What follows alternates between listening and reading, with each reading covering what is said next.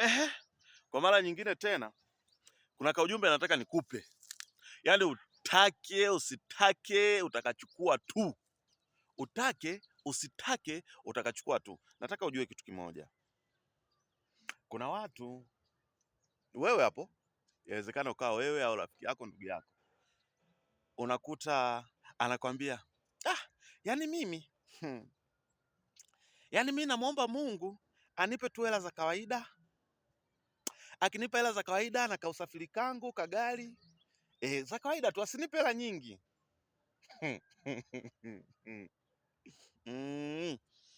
Hizo hela za kawaida unazozitaka na kagari ka usafiri, umeanza lini kuziomba baba au mama au dada? Zinakujeje hizo hela bila kujishughulisha?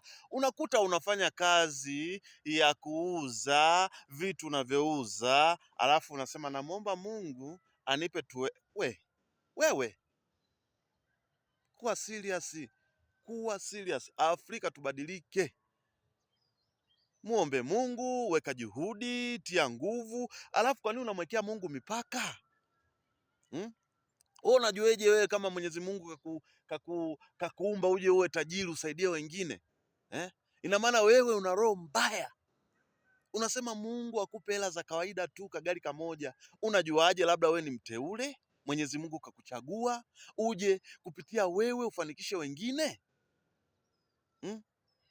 Eti namuomba Mungu anipe hela za kawaida za ndo nyinyi mtu akifanikiwa unasema yule atakuwa Freemason. Hicho ndo kinachokuharibu. Badilisha mtazamo wako. Mind capacity of seeking, you have to exchange. Yani unatakiwa your brain. Unanichosha.